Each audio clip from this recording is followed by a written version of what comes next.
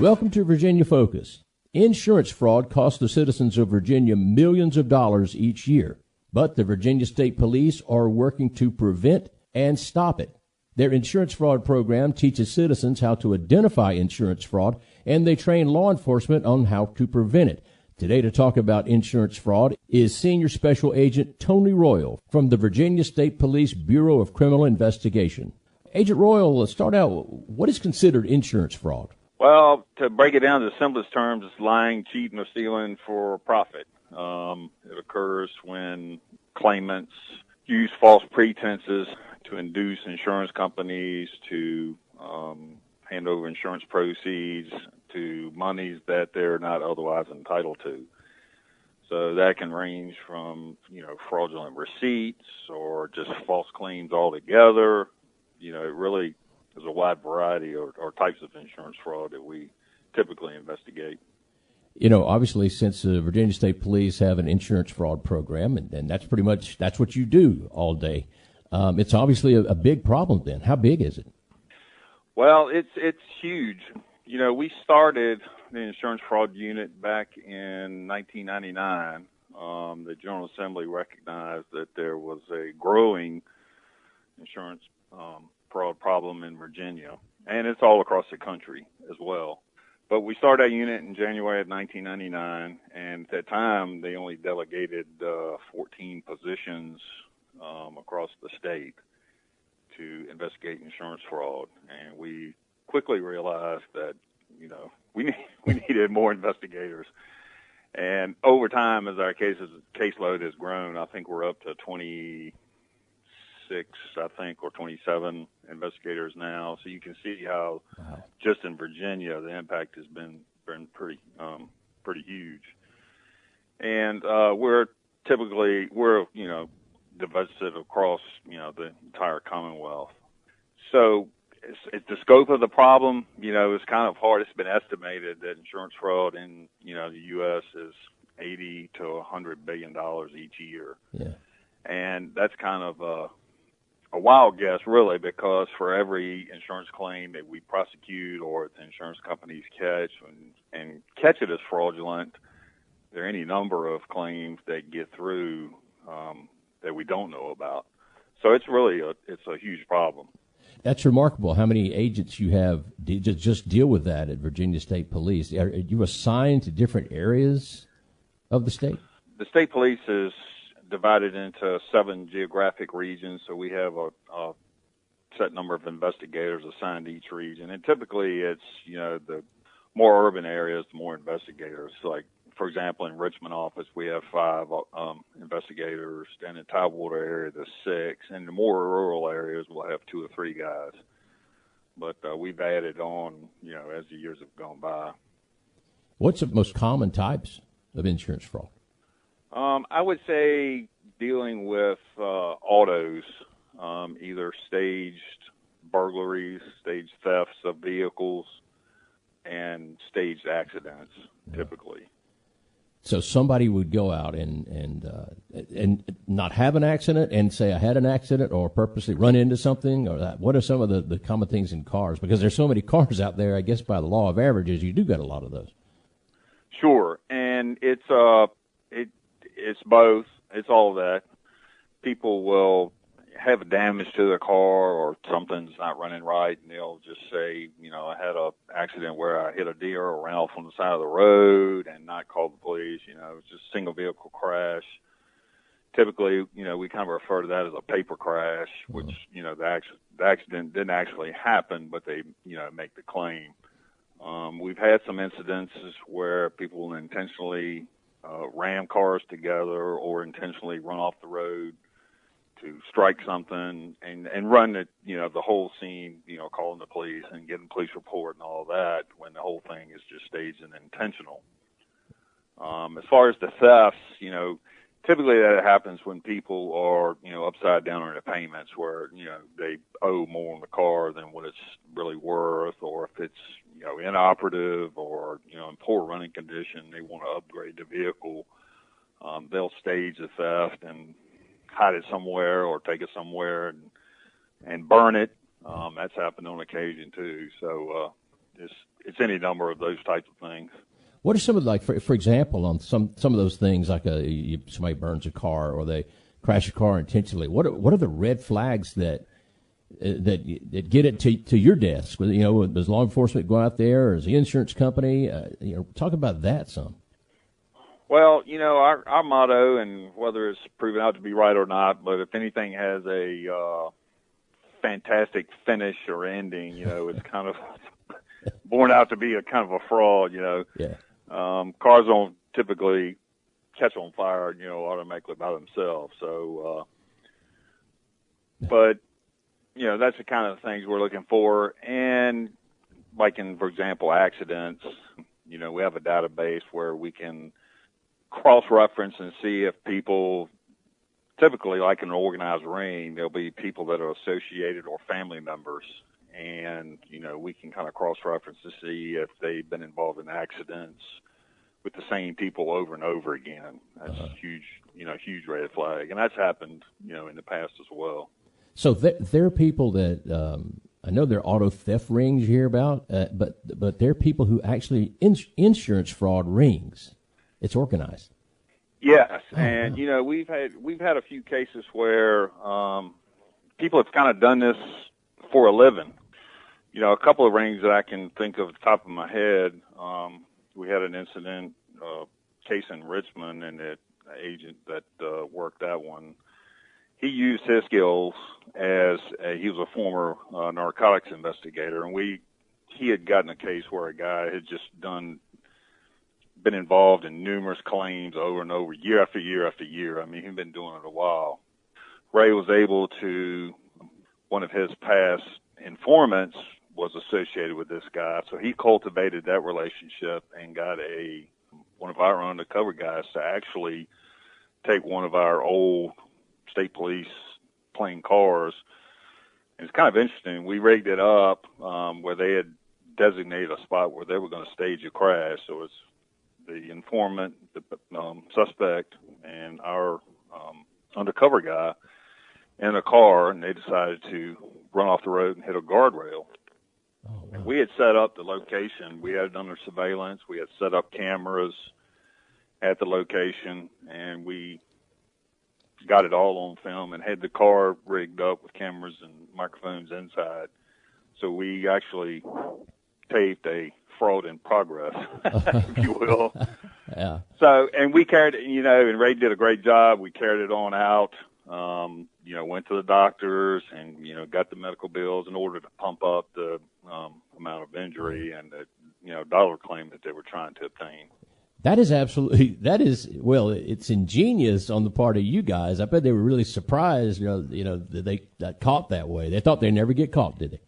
Well, it took a lot of planning. It was a long-term process. And, the interesting part about it that we got the feds involved in it as well. So we had aerial surveillance following along when our UC picked up the people and came to the location. And we had to coordinate because, we were worried about putting other people in jeopardy. So when they made the pass by, we had to run out, jump out in the road to block traffic so nobody else could be involved. We were listening on the radio as the plane was following them. They were following the wrong car at first. Okay, that's... you can plan and plan and plan, but sometimes they kind of fall apart. But it ended up worked out well. And I think that guy ended up getting like 8 years in federal prison for the charges. What about as far as injuries? As like a car accident or something, do people commit fraud that way too, or fake an injury or something? Sure, that's kind of typically known as the Allstate injury in quotation marks. Yeah, people will either fake the injury altogether, and typically that's in auto crash cases and workers' comp cases as well. Sometimes they'll malinger, their legitimate injury, but they'll just keep on and on and on, claiming that they can't. Yeah. They're still hurt, can't go back to work, what have you. Well after the time when their injury should have healed. In that case, you see, well, I know that, doctors deal with workman's comp, but you also see all these signs for lawyers who are, personal injury lawyers. Are they, in those two professions, on the lookout for people that might be trying to, make fraudulent claims too? And do you work with them in any way? They do. It's a little tricky when you're talking about lawyers and doctors as far as the patient privilege. That kind of gets a little iffy on that aspect. But we have had some instances where, some other professionals have contacted and said, hey, you may want to take a look at, these particular people. It hasn't happened all that often because of, confidentiality rules and whatnot. Yeah. What about unscrupulous doctors and lawyers? You have situations like that, and knowing, not cast aspersions on those entire, noble professions, but do you have things like that? Yeah, I got to be real careful. I know. That's why I wanted to do a disclaimer on that, Yeah. It has happened in the past. We've had a few instances, not many. It's not widespread at all. Yeah. So, like I said, like you said, don't want to cast aspersions. There have been some instances with unscrupulous professionals as well. Today, we are discussing insurance fraud. The Virginia State Police has an insurance fraud program. It's very, very extensive. We're talking to Senior Special Agent Tony Royall from the Virginia State Police Bureau of Criminal Investigation. And how about in the case of homes, like arson or damage to a home, maybe, whether weather damage is not there? You get a lot of that too? We do, and arson is difficult to prove. It's not one of our big things that we, as far as criminal prosecutions, because it's just so difficult to prove. You got to get the scientific analysis to prove that the fire was indeed arson and intentionally set, and then B, who actually set the fire. Okay. But there are other avenues that we can use. There's always certain things, and what we typically find in something like that is not only the case of setting the house on fire, but they'll make claims, exaggerated claims, to bump up the money amount. Mm-hmm. So, for example, a 13-inch black and white color TV, all of a sudden when something happens and then they making a claim, it turns into a 65-inch high-def TV. Uh-huh. That's, typically what we see. So it's a little bit easier to kind of, there's more one way to skin a cat, if that makes sense. Yeah.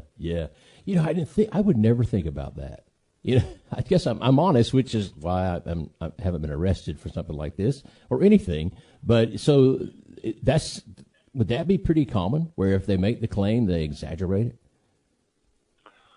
Well, it kind of, we see it quite often. Yeah. People will, and I guess, and I had one suspect tell me that, it was a auto crash claim that he had filed and it was fraudulent. But his justification was that, and guy had never had a criminal record, never had any problems, no issues with the law, anything like that. But he had this loss that occurred, and in his mind, he justified it by saying he had paid his premiums for years and years and years, and then had this loss, and he kind of wanted to get his money back.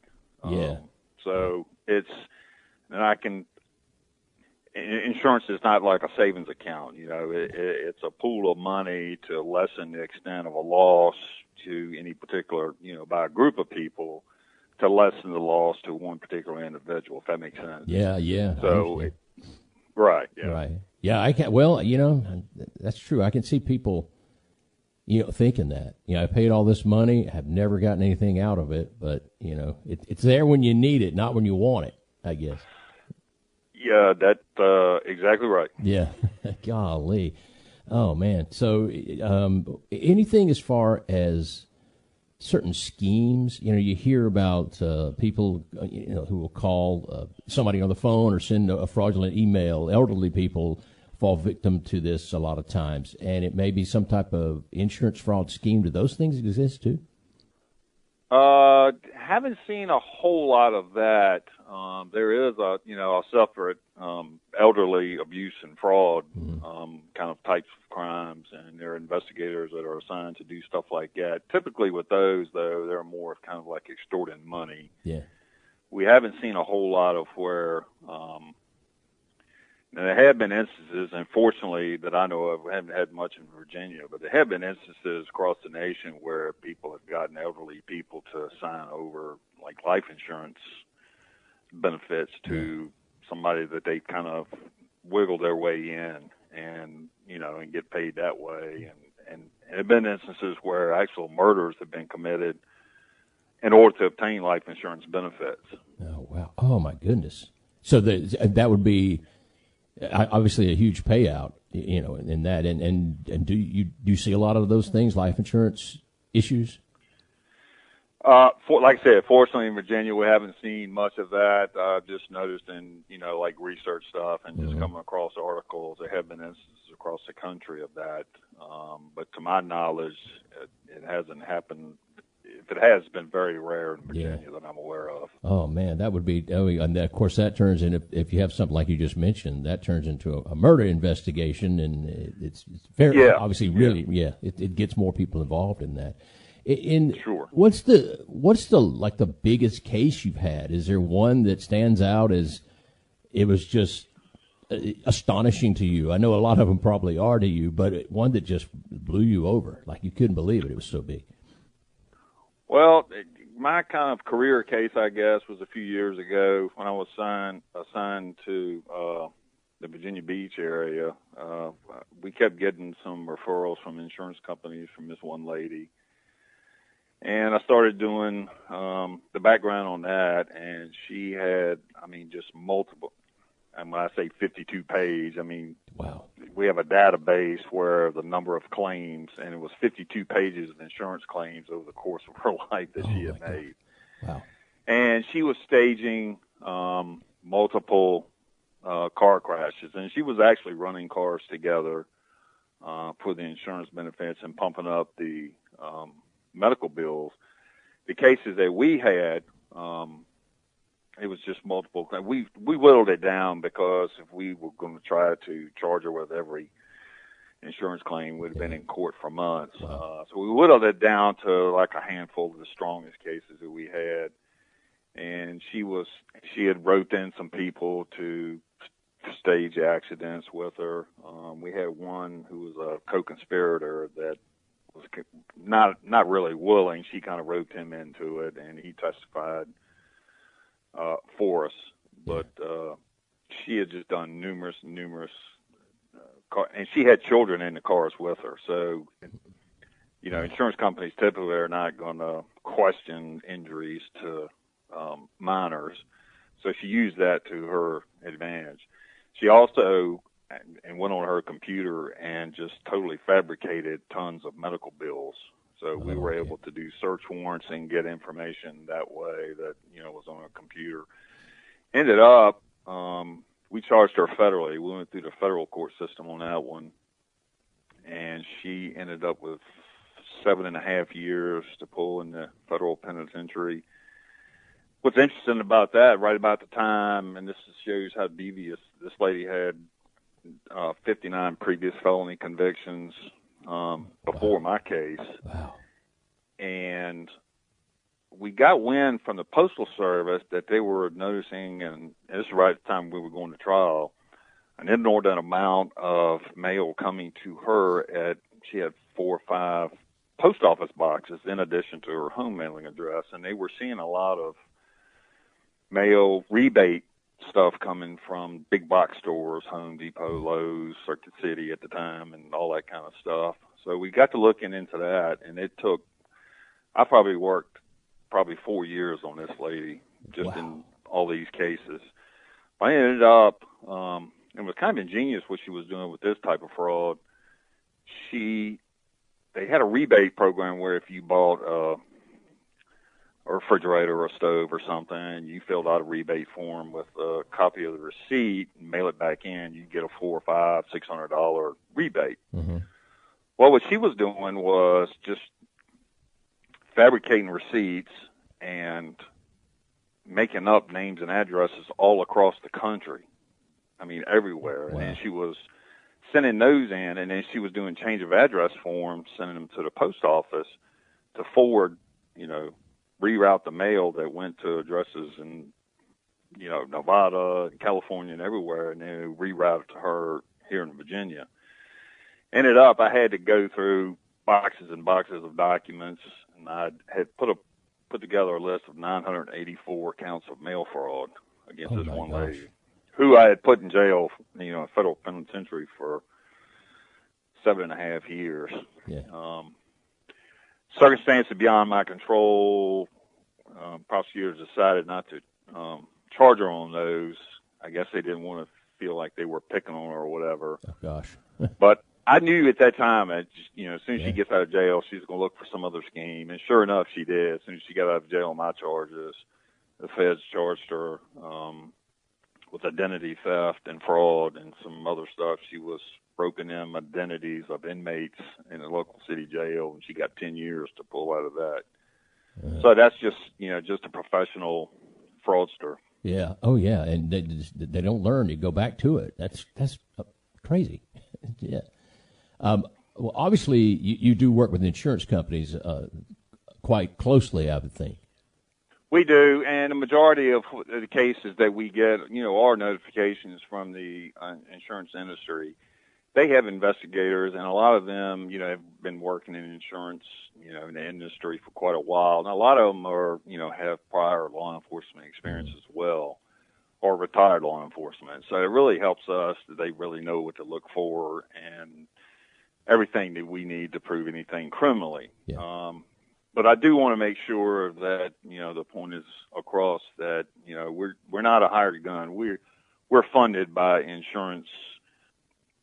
Any policies or anything written in Virginia, a percentage of that money is used to fund our program, but we don't work for the insurance companies. We operate with separate and distinct investigations. We've also charged some insurance individuals as well with insurance fraud. So just want to make that point across that we're not a hired gun for the insurance industry. That's interesting. I did not know that. I think probably people listening to us today probably didn't realize that either. So that's how it's funded. And you do now. When you said insurance people, you're talking about maybe insurance agents or somebody working for the insurance company that may be engaged in fraudulent activity as well. We've had some instances where, I've charged a couple of adjusters that kind of knew the system and they staged a loss or had a loss and then kind of tweaked the particulars in order to get their claims covered when they otherwise didn't have coverage. Typically, what we see is agents will sometimes take people's money for insurance premiums and not buying their coverage, and the insurers are unwitting in that they don't know anything about it until it's time they have a loss, and then they try to contact an insurance company. Well, you don't have a policy in effect. Yeah. And sometimes they'll commingle their funds where they'll take one person's premiums to pay somebody else's premiums and, just kind of a shell game with the money. It doesn't happen all that often, but it has been instances where we've charged some insurance agents for exactly that. It's kind of interesting. I was just thinking while you were just saying that the guy that said he'd paid all of those premiums in, and so he needed to get, I guess, the money out. Ironically, I guess he is the reason the premiums keep going up, because I'm sure this is passed down to people like me and you and all the consumers because it costs more money. Well, actually, and insurance fraud is, it's typically known as a crime that we all pay for. Mm-hmm. And like I said earlier, we really don't know how much insurance fraud is committed, in Virginia or across the country. But it's been estimated that, the cost of insurance, you think of it this way, insurance companies, they're like any other business. They are in business to make a profit. So, they have to keep that profit margin, where, they'll stay in business. Yeah. But, what that means for you and me is it's been estimated anywhere between $200 to maybe $1,000 per year in increased premiums. Yeah. not to mention cost of goods and services as well. So, it truly is a crime that we all pay for. Yeah. How does one be on the lookout for insurance fraud? What are some of the ways to identify it? Well, say like for car crashes, for example, if you're involved in a crash, just be mindful of the other people that are maybe involved. Make notes. Everybody's got a cell phone. Take pictures of the damage. Take pictures of the other people involved. Make notes of how many people. Oftentimes we'll have an accident where a single driver in both cars, and then when the insurance claim is filed, all of a sudden 3 or 4 or 5 other people have showed up at the hospital saying they were injured in this crash. Yeah. So I would suggest, and it's just little minor things, and they're all common sense type stuff. When you are, taking your vehicle to a body shop, make sure it's a reputable place. It has a good reputation for being honest, and where damage, may be inflated for, to pump up the dollar amount of the insurance claim. Just common sense things like that.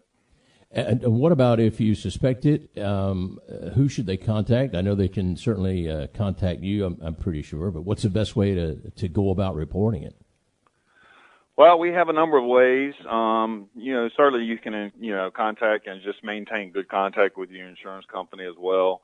But as far as, we have a reward fund with the department. We can be contacted. We have a hotline. That's 877-62-FRAUD, 877-62-FRAUD. We have a website. It's www.stampoutfraud.com. And we also have an email address.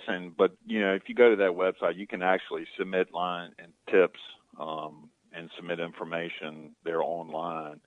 And it goes right to us. And like I said, there's a $25,000, up to $25,000 reward for turning in insurance fraud and giving us tips. And depending on how the case goes, there's a process how that goes. But it's up to $25,000, so that's real helpful. Yeah, definitely. Well, it's amazing that people commit something like this, but now you've just explained how many eyes are on this. You guys are, insurance companies are, they're investigators, people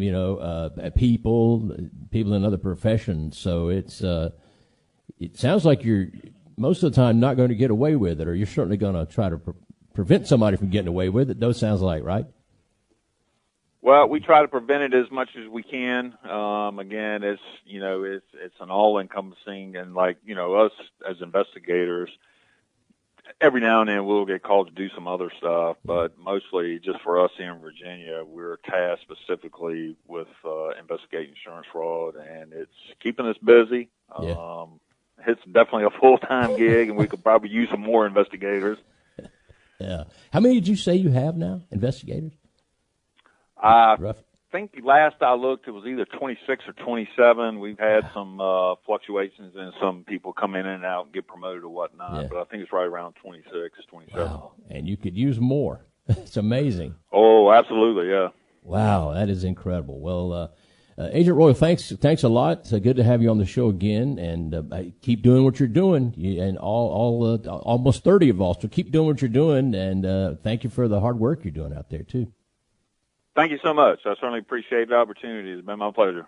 That is Senior Special Agent Tony Royall. He is with the Virginia State Police Bureau of Criminal Investigation, and he is with the Virginia State Police Insurance Fraud Program. And you can always contact them and give them tips at 1-877-62-FRAUD or visit stampoutfraud.com. And as Agent Royall told us, there is up to a $25,000 reward. So we thank Agent Royall for coming on the show. If you have questions or comments about today's program, or if you happen to have a suggestion for an upcoming topic, I would love to take a look at it. So send that to me. John Clark at iHeartMedia.com. Thanks for listening. I will talk to you next week on Virginia Focus.